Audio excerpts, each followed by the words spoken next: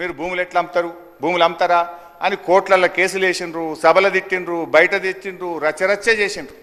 కానీ ఈ బడ్జెట్లో ఏం పెట్టారు తెలుసా అధ్యక్ష? 10,000 కోట్ల రూపాయలు భూములు అమ్మడం ద్వారా రెవెన్యూ సమీకరిస్తామని గౌరవనీయులైన ఆర్థిక మంత్రి గారు చెప్పారు. Is it not dual stand? Is it not double standards? ఆ రోజేమో భూములు అమ్మితే వ్యతిరేకిస్తారు, మేము అమ్మింది కొద్దిగా, మీరైతే ఏకంగా 24,000 కోట్లు మేము భూములు అమ్మడం ద్వారా ప్రత్యేకంగా సాధిస్తామని బడ్జెట్లో పెట్టారు.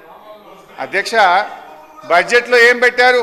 10,000 కోట్ల రూపాయలు భూములు అమ్మి సాధిస్తారట, మరో 14,000 కోట్లు అడిషనల్ రెవెన్యూ మొబిలైజేషన్ అని పేర్కొన్నారు.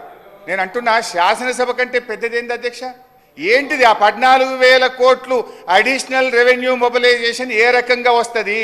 ఇవాళ ఇన్ని తప్పిదాలు చేసి ఉన్నాయని నమ్మి మా మల్రెడ్డి రంగారెడ్డి గారు ఎప్పుడు మొత్తుకుంటుంటారు, అన్ని మా భూములు అమ్ముకున్నారు, కనీసం మాకు రోడ్లు కూడా వేయలేదు, మా డ్రైనేజ్కి కనీసం మురికి కాలువలు కట్టుకోనికి కూడా నిధులు ఇవ్వలేదు, మా కాలేజీలు కూడా కట్టుకోవడానికి నిధులు ఇవ్వలేదని మా మల్రెడ్డి రంగారెడ్డి గారు అంటుంటారు.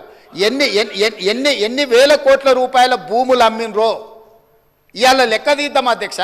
ఇవాళ అప్పుల లెక్క ఏదైతే చెప్తుండో అమ్ముకున్న లెక్కలు చెప్తలేడు. రంగారెడ్డి జిల్లాలో భూములు అమ్ముకుంటారు, రంగారెడ్డి జిల్లాలో ఉన్న ఆస్తులు అమ్ముకుంటారు. ఇంకా సిగ్గు లేకుండా ఈడికొచ్చి మేము ఎలుగబెట్టినామని ఇవాళ ఈడికొచ్చి మాటలు చెప్తుండ్రా.